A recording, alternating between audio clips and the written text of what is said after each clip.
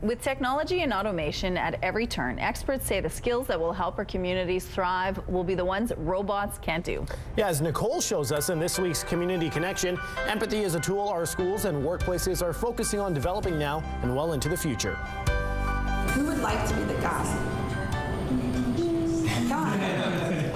A bit of nervous laughter before this group of coworkers is put to the test. All blindfolded, one team has to explain to the other team how to assemble a puzzle. The big arrow goes on the bottom. Okay, which way is it pointing? The goal is for these software developers at Protegra to improve their communication and empathy skills. Sean Buchert says it's a frustrating challenge. To have to figure out what the puzzle pieces were and how they fit together and communicate with your coworkers and really understand how they were going to fit together when you had no idea what the picture was to start with. The blocks are called the Empathy Toy. From school divisions to workplaces across Winnipeg, the game is now being used to teach empathy, a skill experts predict will be among the most valued by employees and employers in the automation era.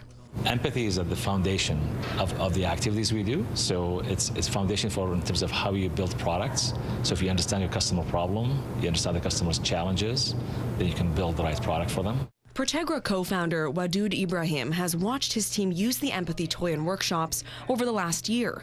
He's noticed his teams are collaborating more efficiently and share a deeper level of understanding. If you understand and empathize with your team members, you can build much more collaborative teams. Buchert agrees. The so-called soft skills emphasized here are making this team see things from new perspectives. It does impact how we work day to day for sure. To get it to work, because we can't see the same thing, we had to understand from the other person's perspective what they were seeing, right? And so we asked questions and had to understand what they would be going through. And with the predicted rise of automation to impact 40% of Canada's workforce in the coming years, tech and business experts, like Kathy Knight, say we're going to need a workforce even more proficient in interpersonal skills. What do you do when you come face to face with somebody? You can't send them an emoji if you're standing right there. What you have to do is bring people on side and believe in what it is that you're trying to do.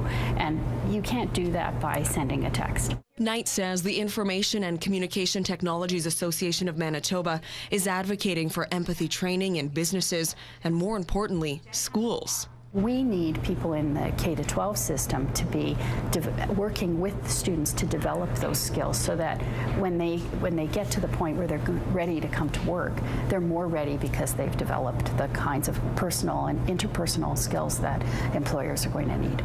Ibrahim says he's proud and even surprised by the positive results his team has had using the Empathy Toy. So hopefully they'll learn something here they can use at home.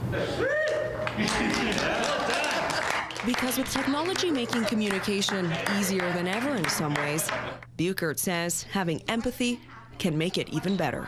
In the larger world, I think some more empathy would certainly help us get along better and focus on things to make life for everybody a lot better. Nicole Dubé, CTV News, Winnipeg.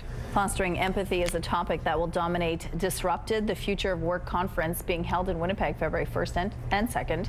For more information on the conference and the Empathy Toy, head to our website.